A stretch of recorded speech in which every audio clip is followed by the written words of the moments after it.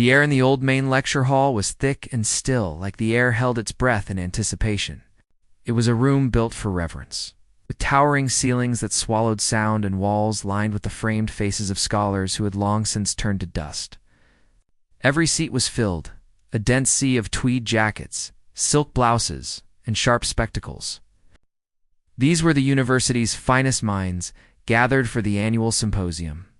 And tonight they were here for one man, Dr. Alistair Finch.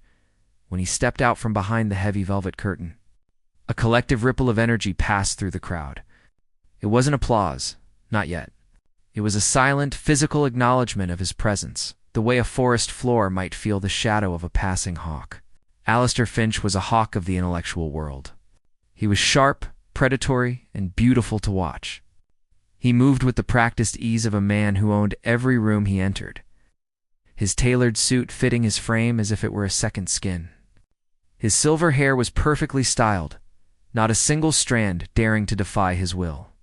He walked to the polished oak lectern, placed his leather-bound notebook on it with a soft thud, and simply stood there, allowing the silence to stretch. He let the weight of his own reputation fill the space. After a moment that felt like an eternity, he smiled. It was a disarming, charismatic smile that had charmed television audiences and sold millions of his books. It was the smile of a man who knew he was about to say something brilliant. "Good evening," he began, his voice smooth as river stone, carrying easily to the last row. "I want to thank you all for coming. I know your time is as valuable as your minds, which is why I promise not to waste either with the usual academic fog." A few appreciative chuckles rose from the audience. He was already speaking their language, positioning himself as the one honest man in a world of pretenders. "For too long," he continued, his voice gaining a passionate edge, "we have taken what is simple and made it complex. We have taken what is human and made it theoretical. We have built a great ivory tower, and we've forgotten that it rests on the solid, unromantic ground of everyday life." He began to pace slowly, his hands clasped behind his back, the microphone picking up the soft scuff of his expensive leather shoes. "We talk of socio-economic paradigms, while a single parent worries about the price of milk. We debate the semiotics of identity, while a young man just wants to know if he's a good person. We have wrapped wisdom in so much jargon, so many footnotes, that it is suffocated. We've buried it alive under a mountain of our own cleverness." The crowd was mesmerized. Heads nodded in agreement. They were all in their own ways guilty of this, and here was Alistair Finch, the great deconstructionist, offering them a form of redemption. He made them feel smart for agreeing with him, which was his true genius. "True insight, real, powerful wisdom," he said, stopping to face them directly. His eyes sharp and intense. "It doesn't live in a textbook. It doesn't require a $10 word to be understood. It is simple, it is pure, and it is accessible to any mind that hasn't been polluted by our academic arrogance. It is, in fact, most likely found in the minds of those we never think to ask." As he spoke this last line, his eyes began to scan the room. They drifted over the rapt faces in the front rows, over the attentive professors in the middle, and then, for a moment, they drifted towards the back of the hall, to the periphery. That was where Clara was. She was a part of the university's background, a quiet, constant presence like the hum of the heating vents or the scent of old paper. She had been the night custodian here for 11 years. While the brilliant minds debated the nature of existence, Clara debated the best way to get a stubborn coffee stain out of the linoleum without leaving a slick spot.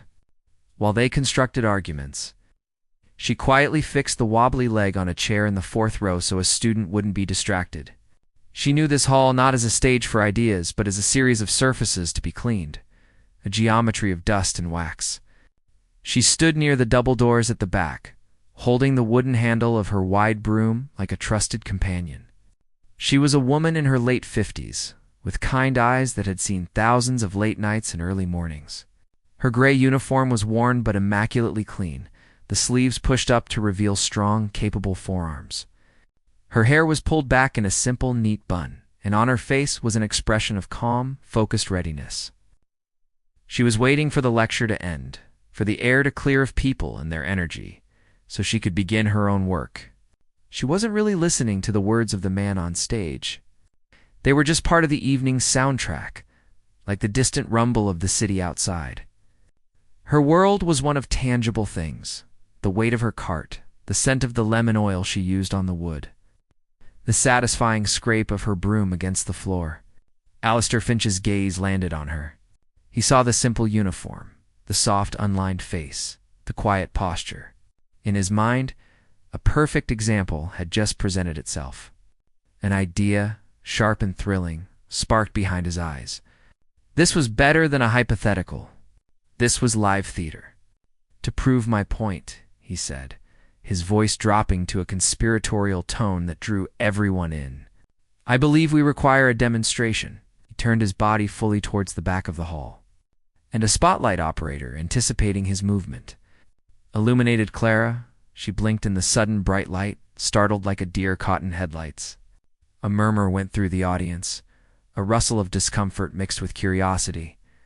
A professor near the aisle shifted in his seat, a frown creasing his forehead. But Alistair Finch was already in motion, his charisma a force that pushed away all awkwardness. He began to walk towards the back of the hall, his voice never wavering. "We need a mind that is not steeped in Foucault or Foucault's nonsense. We need a mind that has not been crippled by citation. We need a practical mind."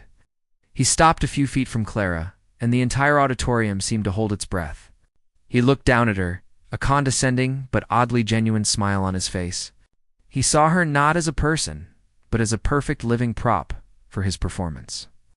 "My dear," he said, his voice gentle and booming at the same time, "you look like a woman who understands the world as it is. Would you do us all the honor of assisting me with a small, simple experiment?" Clara just stared at him, her broom still clutched in her hand. She looked at him, then at the hundreds of faces turned towards her, her expressions a mixture of pity, amusement, and intense curiosity. She felt a knot of anxiety tighten in her stomach. She didn't want this. She just wanted to sweep the floor. But she also knew, with a sinking certainty, that you didn't say no to Dr. Alistair Finch, not in front of all these people. Not when his brilliant, hawk-like eyes were fixed on you, waiting. She gave a small, almost imperceptible nod. The brilliant smile returned to Finch's face. "Excellent," he declared, his voice ringing with triumph. "Please, come with me." He gestured grandly towards the stage, as if he were inviting her to a ball instead of an inquisition. Hesitantly, Clara placed her broom against the wall, and with the feeling of every eye in the room pressing down on her shoulders, began the long walk down the aisle toward the stage. The walk down the aisle was the longest walk of Clara's life. The soft, plush carpet that muffled the sound of her shoes did nothing to quiet the roaring in her ears. It felt like walking through a tunnel of stairs. Each face she passed was a distinct universe, a collection of thoughts and judgments she couldn't begin to read. Some looked at her with a soft pity, their brows furrowed with a concern that felt almost insulting. Others wore thin academic smiles, as if she were an interesting specimen under a microscope.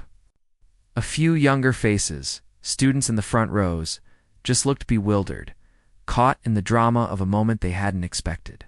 She kept her eyes fixed on the polished wood of the stage, trying to block out the audience, trying to pretend this was just another part of her job. But it wasn't. Her job was to make things clean, to bring order to a chaotic space. Here, on this stage, she felt like the chaos. When her feet finally touched the hard surface of the stage, a shiver ran through her. It was colder here, more exposed. The lights were hotter, baking down on the top of her head. The auditorium, which had seemed vast and impressive from the back, now felt like a great gaping mouth, and she was standing on its tongue. Dr. Finch stood beside her, radiating a confidence that was as warm and solid as a brick wall. He seemed to feed on the tension in the room, his posture growing even straighter. He placed a hand gently on Clara's shoulder, a gesture that was meant to be reassuring but felt more like a brand, marking her as his. "Ladies and gentlemen," he announced, his voice echoing in the sudden silence that had fallen over the crowd. "Here we have it. A mind unburdened. A mind untarnished by the endless need to quantify and qualify." A few people shifted uncomfortably in their seats. A woman in the third row, a tenured professor of sociology, leaned over and whispered something to her colleague, her expression tight with disapproval. Finch noticed, but he didn't care. He was the conductor of this orchestra, and he would play them whatever tune he wanted. "Now," he said, turning his attention back to Clara but speaking loud enough for everyone to hear, "the task is very simple. I want you to help us shed the scales of academic pomposity." He walked over to a large whiteboard on an easel that had been set up beside the lectern. It was a stark white void, a perfect canvas. He uncapped a thick black marker and tested it with a quick squeak on the tray, the sound sharp and intrusive in the quiet hall. He then held the marker out to Clara. "For you," he said, his voice dropping to that charismatic conspiratorial tone again. "I have a question. A simple question. In fact, it is perhaps the simplest question of all." Clara took the marker. The plastic casing was cool and smooth in her hand, but it felt strangely heavy, like it was filled with something more than ink. Her fingers, which were used to the rough handle of a broom or the gritty texture of a cleaning sponge, felt clumsy and awkward around its sleek shape. "I want you to tell us," Finch continued, pacing slowly in front of the stage, "what is the most powerful force in the world? Think carefully now. I am looking for the right answer," letting his words hang in the air. "But there are rules to this force. It cannot be seen. You cannot hold it in your hand. It has no weight. It cannot be bought with gold or silver. And yet, it has the power to change everything. It can change the course of a single human life. It can topple empires. It can shape the very history of our world. What is it?" A low hum of thought went through the audience. They were all running the parameters through their minds, discarding answers that didn't fit. Money was out. Physical strength was out. Love, they thought, was a possibility. Hope, faith, these were the great intangibles. The things they wrote papers about. They leaned forward, their intellectual engines revving, ready to analyze Clara's answer, to see how it fit into their frameworks. They were expecting something simple, something rustic. Grace, maybe. Kindness, something they could politely applaud and then cleverly dissect. But Clara wasn't thinking about any of that. The question, as Finch had framed it, wasn't an academic puzzle for her. It was a real question, a question that connected to the life she had actually lived. She stood perfectly still, the marker in her hand, and she thought. She didn't think about philosophers or dead kings. She thought about her husband, who had chosen to walk out on a cold morning to fix a neighbor's fence, and had suffered a heart attack in the crisp autumn air. In that moment, his choice had changed everything for her. She thought about her son, who had chosen to enlist in the army right out of high school. A decision that had filled her with a fear so profound it still lived in her chest like a cold stone. And yet it was his choice. She thought about the choice she had made years ago to take this custodial job. A choice that had meant long, lonely nights. But it had also meant a roof over her head and food on the table. It had meant stability. It had meant survival. Every moment of her life, big or small, seemed to be connected to a choice. The choice to get out of bed. The choice to be kind to a new student who looked lost. The choice to keep that old rickety chair instead of throwing it away, because she knew how to fix it and she believed in fixing things. She thought about the people in this room. They had chosen to be here. They had chosen to spend their lives with books and ideas. Dr. Finch had chosen to stand here and use her as an object lesson. Every powerful thing, every terrible thing, every wonderful thing she could think of started with a single, invisible, weightless decision. The audience began to grow restless. The silence was stretching on too long. A few people started to whisper. Finch was starting to look a little impatient himself. This pause was not part of his script. He expected a quick, simple, perhaps slightly amusing answer. Her prolonged, thoughtful silence was disrupting the rhythm of his performance. "Any thoughts, my dear?" he prompted, his voice a little sharper now, trying to hurry her along. "It's quite all right. There's no wrong answer." But there was a wrong answer, and Clara knew it. The wrong answer was to give him what he wanted. The wrong answer was to say something small and quaint that he could pat her on the head for. She looked out at the sea of faces. They all looked so smart. They looked like they had all the answers written down somewhere in their expensive notebooks. But they were all waiting for her, the simple custodian, to give them a word. She felt a strange sense of calm settle over her, a quiet certainty. She didn't have their education. She didn't have their words. But she had her life. And that was enough. Dr. Finch cleared his throat, ready to step in and perhaps suggest an answer himself, to bring his little experiment to a tidy close. But before he could speak, Clara moved. She didn't walk towards the board. She glided. The heavy marker suddenly felt light as a feather in her hand.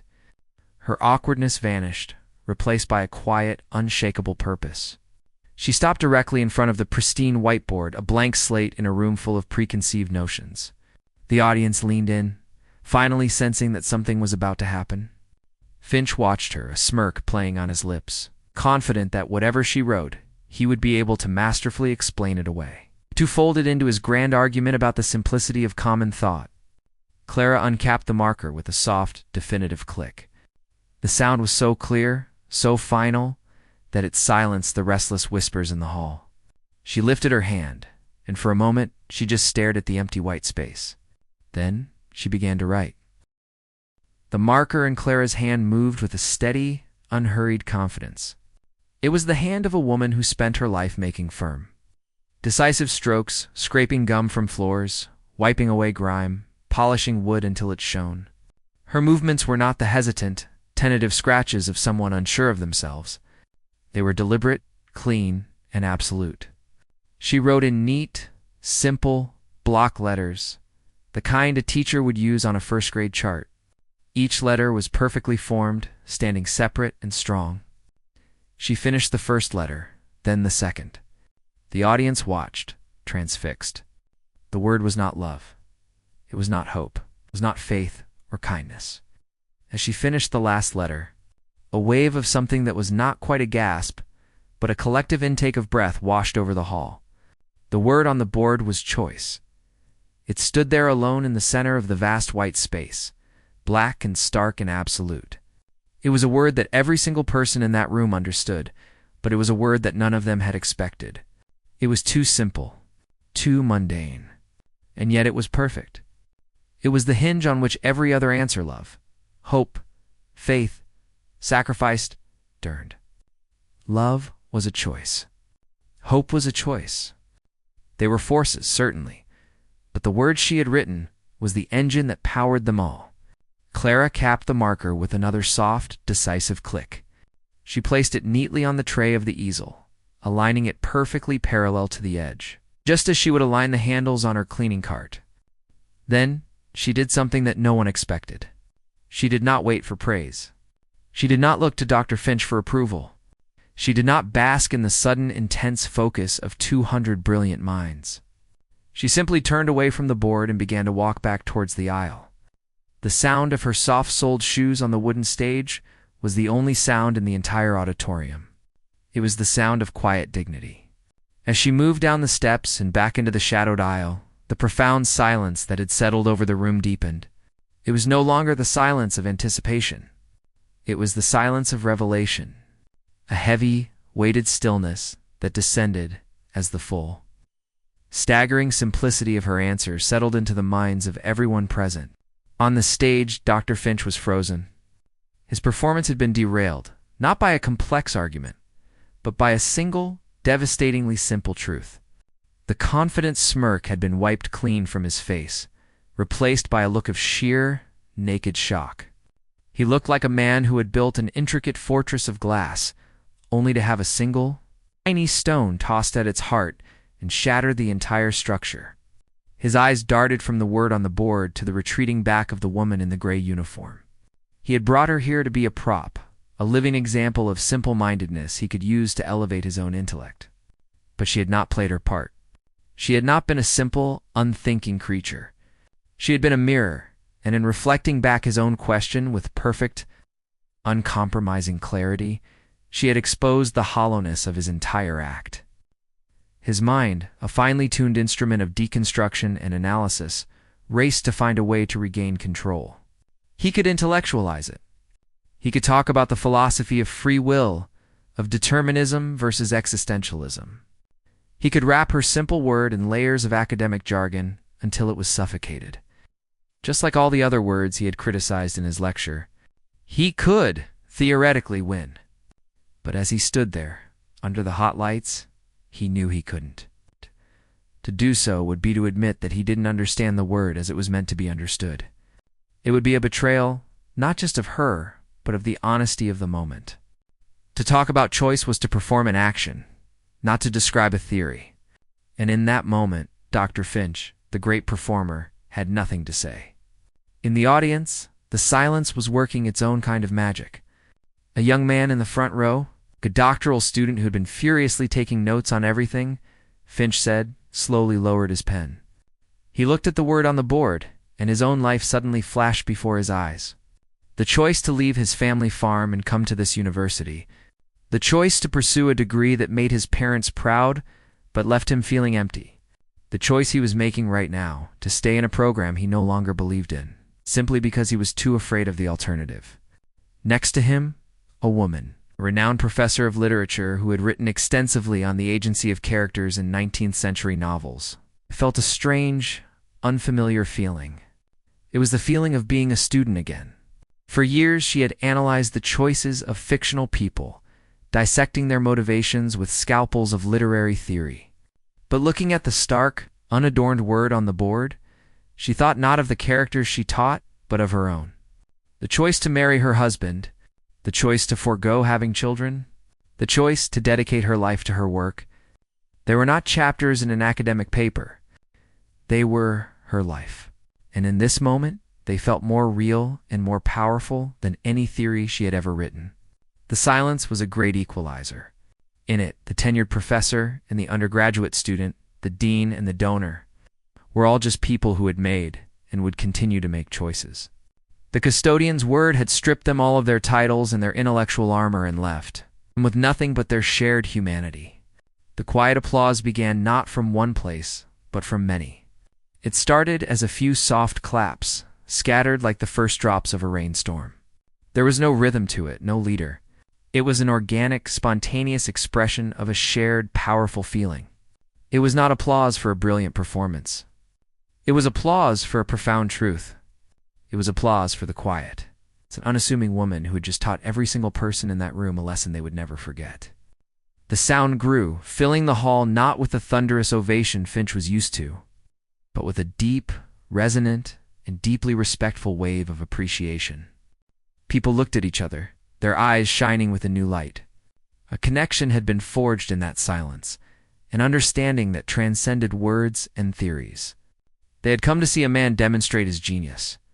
Instead, they had witnessed a moment of genuine wisdom, and they knew, with an instinctual certainty, that it was the latter they would carry with them when they left the hall.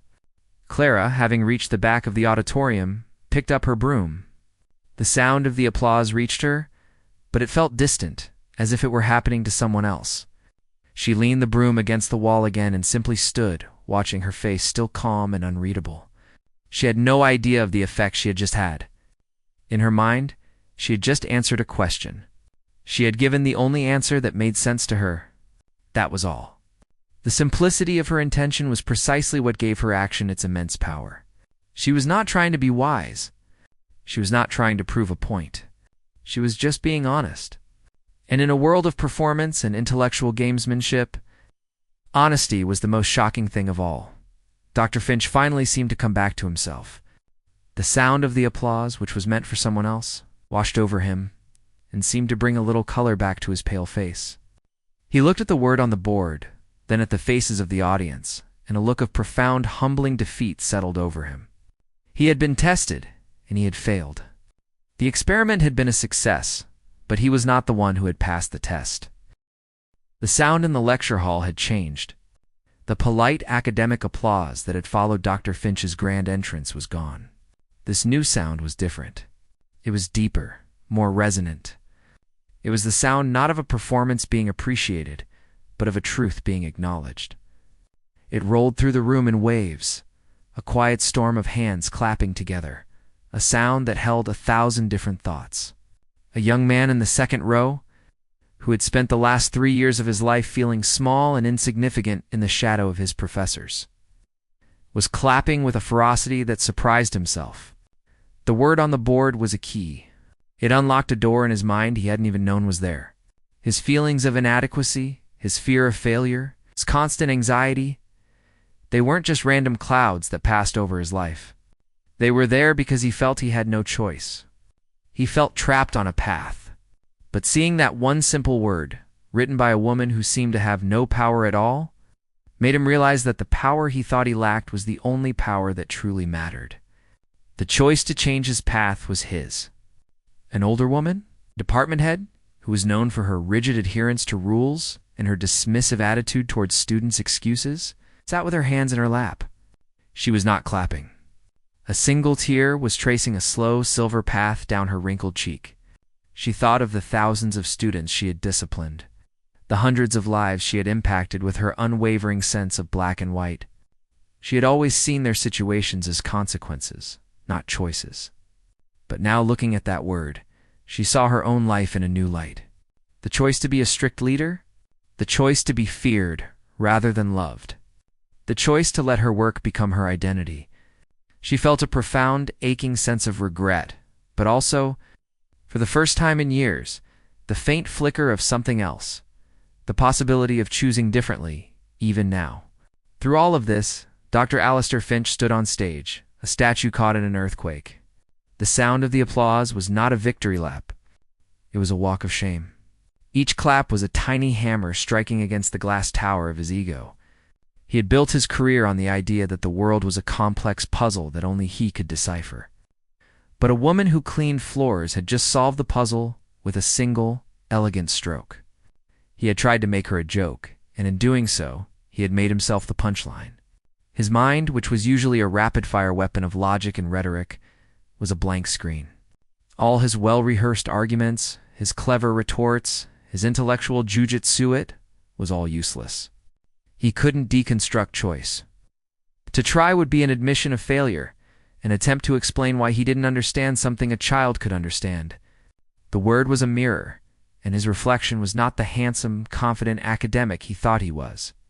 He was a small, arrogant man, exposed in front of the very people whose admiration he craved. He could feel their collective gaze. It was no longer the gaze of adoration. It was the gaze of pity, and it was infinitely worse. He had to do something. He had to speak. He had to regain control. He cleared his throat, a dry, rasping sound.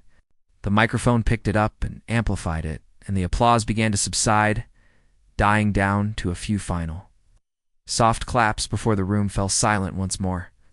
This silence was different from the one before. It was expectant. They were waiting to see what he would do. "Well," he began, his voice sounding thin and reedy, a pale imitation of its former robust self. That is certainly a word, a very provocative word." He was floundering.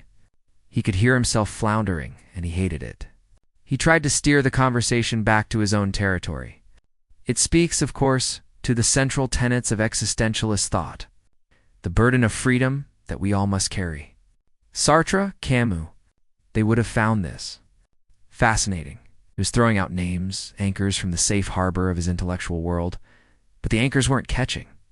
The audience wasn't buying it. They weren't there to discuss French philosophy.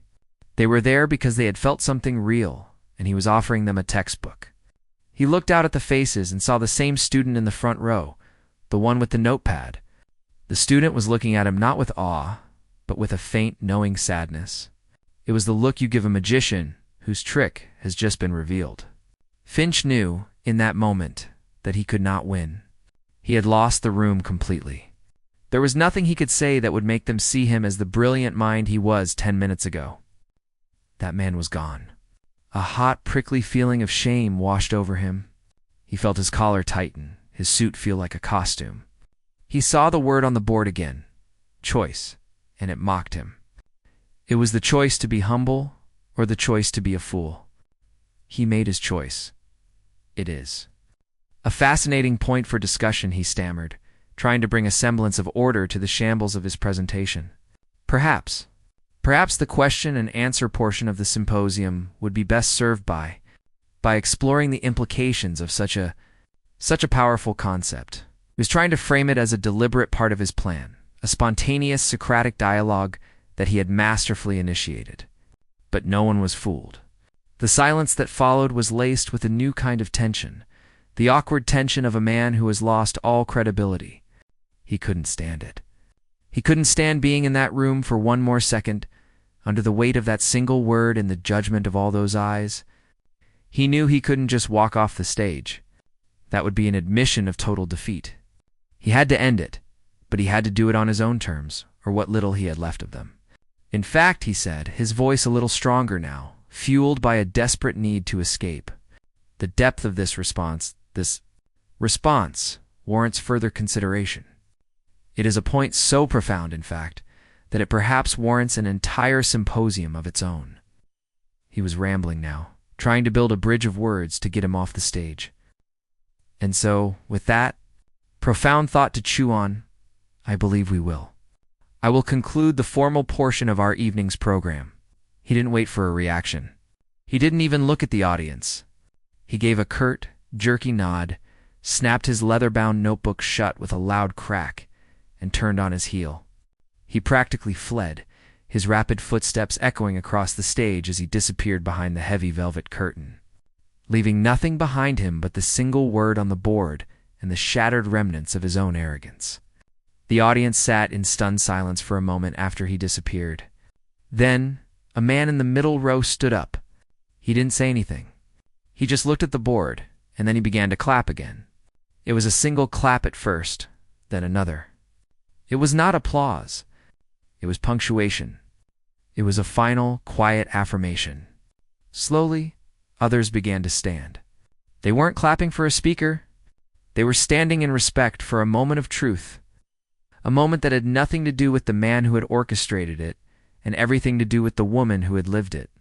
At the back of the hall, Clara watched the man disappear behind the curtain. She saw him run. She didn't feel triumphant. She didn't feel smug.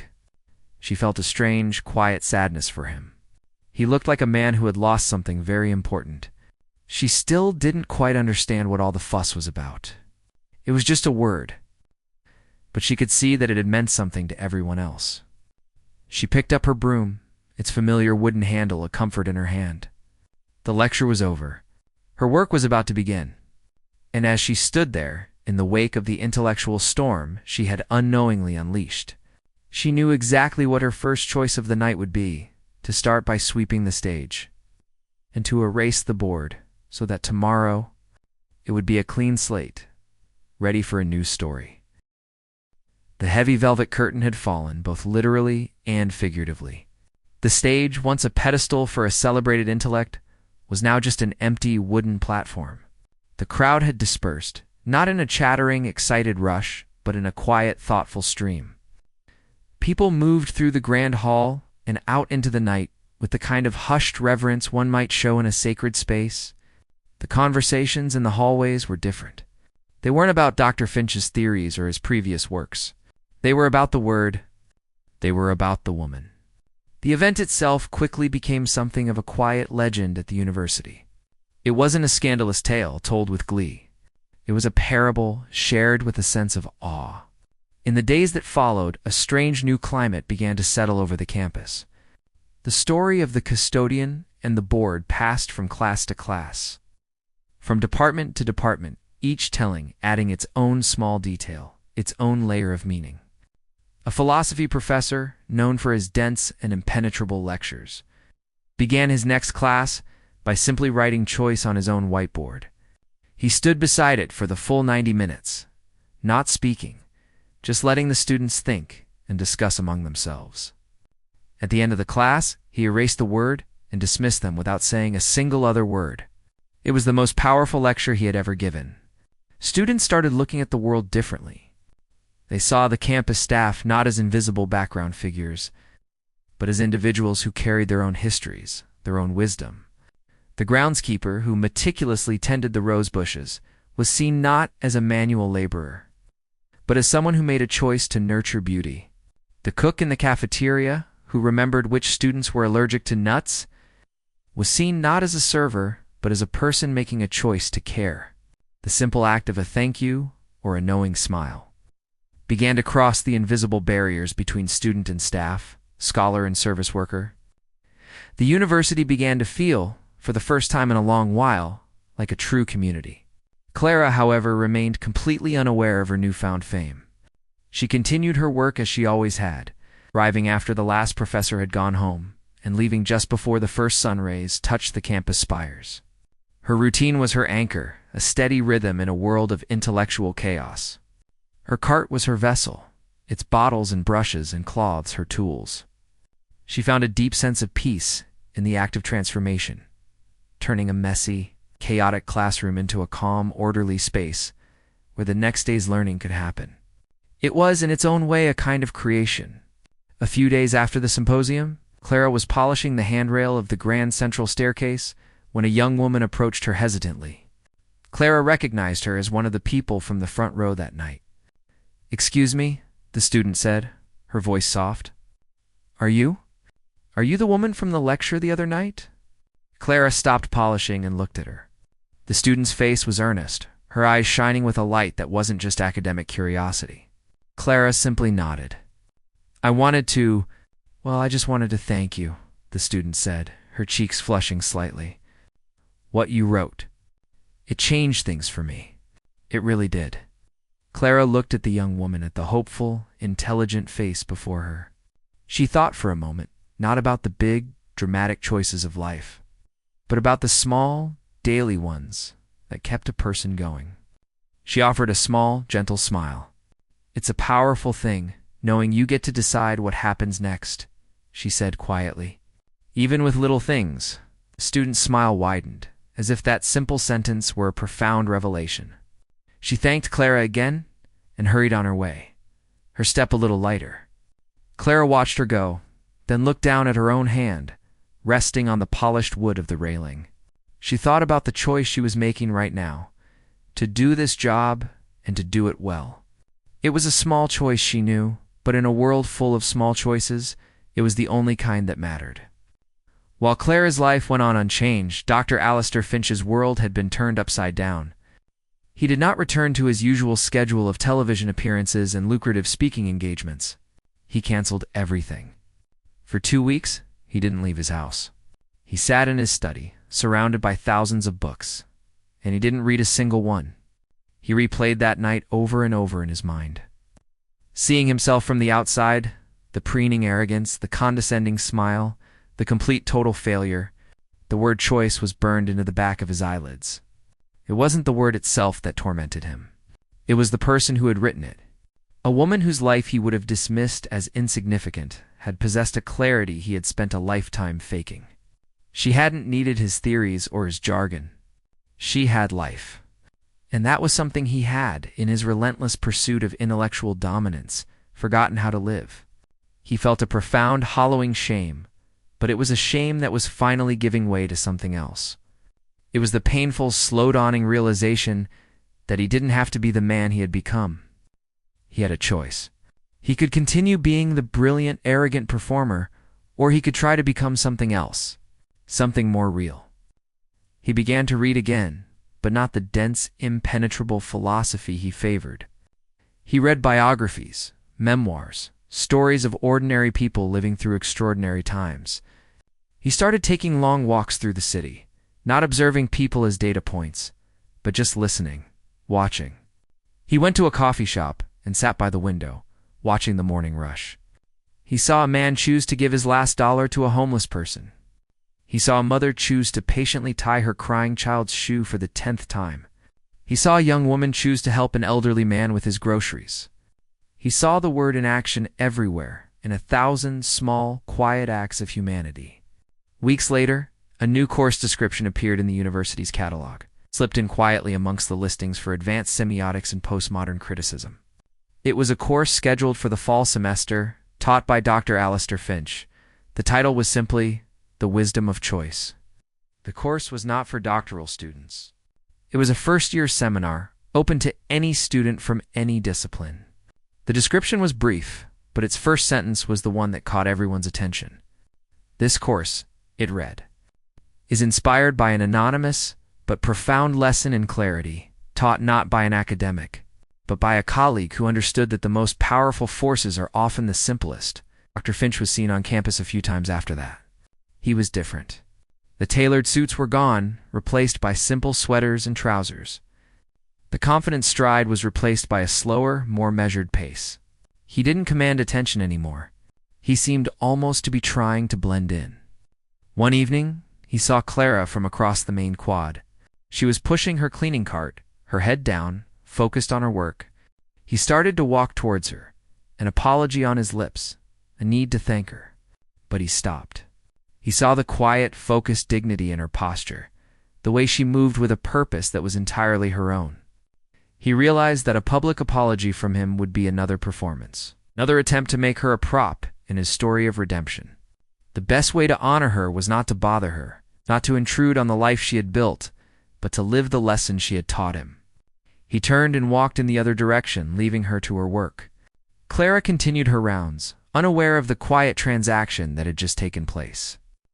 She finished polishing the banister, moved on to sweeping the floor, her thoughts as simple and clear as the task at hand. She had given her answer, and in doing so had given a university a lesson it desperately needed. And as she worked in the quiet, empty halls, she was living proof that the most powerful forces in the world don't always come from a stage, a book, or a position of power. Sometimes they come from the quiet, steady wisdom of a person who knows, in her bones, that every single day is made up of choices both big and small, and that the most important thing any of us can do is choose to be kind, to be diligent, and to be true to the quiet voice within.